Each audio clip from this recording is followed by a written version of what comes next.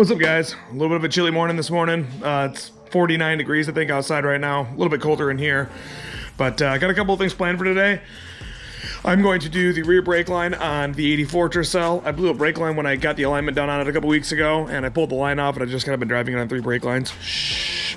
But yeah, I'm going to bring it in here and finally do that left rear brake line. I think I'm going to take the tires off of this spud. I did a little bit of wheeling on it about 2 weeks ago, and I think there's a little bit of dirt packed in the wheels because it shakes a little bit at about 80, 85 on the highway. So I'm gonna pull them off and clean them out a little bit. But first I gotta play musical cars because there's junk in the way. So I'll pull all this junk out. And I really should wash this car. This poor thing's dirty. I should really clean the garage too, but yeah, we'll get to that another year. So, all right, stay tuned.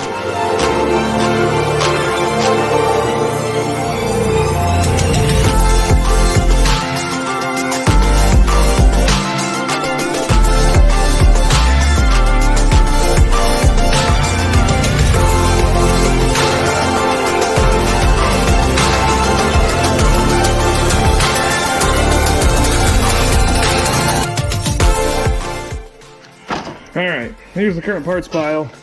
Got some distributor O-rings and some gaskets. This is mostly just all spare stuff. Same with the fuel filters and the spark plug wires. But this is the stuff that I do need. Brake line. Somewhere in here there should be some fittings. Right there. This is the main stuff that I need right now. Unfortunately, they don't sell brake line in anything other than 25 feet apparently. So I have 25 feet of brake line now, which is great. It's way more than I need. But this is the original line that came off of it. It is split.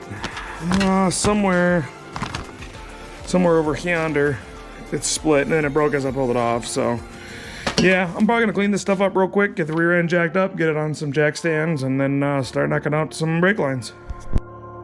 Well, got a little bit sidetracked cleaning, so I did a little bit of cleaning up. I put a bunch of the filters and stuff in here, and a bunch of other random miscellaneous hardware in here, some of the other random seals and gaskets and stuff like that. So I got this toolbox from my grandfather who passed away earlier this year. So yeah, and I got just Tercel parts falling all over the place. And as you can see, it's all just crap over here. So I'm hoping to do a little bit of organizing for it, but that's gonna do for now. Put away some stuff. Did kind of find some cool things cleaning up this toolbox. And ignore there's other projects going on. Eventually this will be put away. But yeah, found this old license plate. It's from '54, Michigan plate. Don't know what it was off of or anything like that, but I thought that was pretty cool. Found a couple of old wrenches too in here. I don't know much of any of these things. These just say, this one says Reese, Nash. I don't know what that is. It's metric, so I'm assuming it's something. And then there's another one, a Suzuki one right here. It looks like it's Suzuki, made in Japan. I'd assume it is. My grandfather's had some weird bikes over the years, so it's possible that that's not one of those. So I'm gonna throw those inside. But now, what I was talking about doing forever ago is it's time to get the back end jacked up and get the brake line replaced.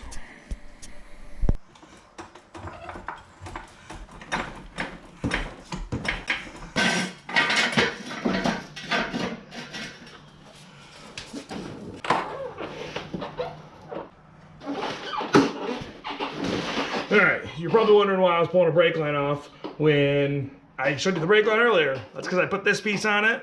It was just a little strip of brake line that I had left over from something, and I thought it would be enough, but unfortunately it wasn't quite, and it kinked, as you can probably see right there, and it was leaking. This fitting's too short to fit in the wheel cylinder, so hopefully I didn't strip the wheel cylinder out because I don't have a spare. That's definitely one of those things I should definitely have a spare of, but I don't. So I'm going to make a new brake line that is going to be longer than this one, and slap it on, and bleed the brake. Trying to salvage this little fitting off the end of this flare. It's a decent looking fitting, and I'm a cheap bastard, so we're just gonna try to pull that thing off and see if I can't save on it and throw that in another car. Actually, I'll probably throw the wheel cylinder in this one because the other one definitely wasn't going in deep enough, so see if I can't sneak it. Alright, now let's open up this big old Ziploc-y bag.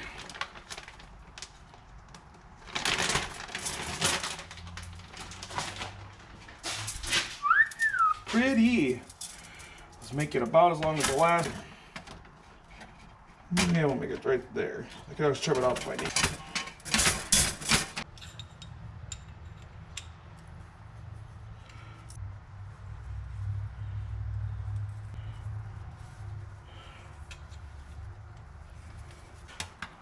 Well, that looks about as good as I'll ever be able to make it, so we're gonna run with that.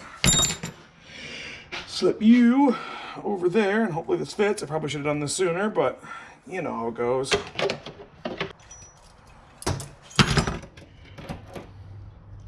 Yeah. That one's a wee bit derp and a little bit crooked, but we're gonna try it because I'm a risk taker. Yeah, alrighty. Well, that looks about as shitty as you could ever get it, so let's probably pull this tab off this. Alrighty, well that took longer than it should have, naturally, as brake lines do. So now I'm gonna quick, it's almost full. I'll quick throw a little bit more fluid in it. Actually, I'm just gonna drop it real quick, you know how it goes. Do a sideways pour. It looks about as topped up as it's ever gonna need to be. So theoretically, my brake line issues should be taken care of because it's got all new copper lines in the rear and stuff like that. So I'm gonna get this slapped down and moved out of the way because Alex is back over here with his 84. And unfortunately, it has developed quite the rowdy oil leak from somewhere. It looks like it's leaking from the valve cover over here. And as you can see, it's splashing oil all over the place. So we are going to knock it all out and get everything cleaned out because underneath it, it's soaked. We're gonna plan on pulling this engine out and doing a gasket reseal on this engine too, but we're gonna try to take care of it faster because he's losing, would you say a half a quart every like 50 miles or? Half a quart every 40 miles. Half a quart every 40 miles, so. Yep, we got some CRC degreaser. We're gonna bomb everything because this stuff works amazing. Shout out to Finnegan for having that on his YouTube channel because it is a life changer. So we're gonna give this thing a good soak and a quick pressure wash and clean it all up good and hopefully get this oil leak taken care of. Stay tuned.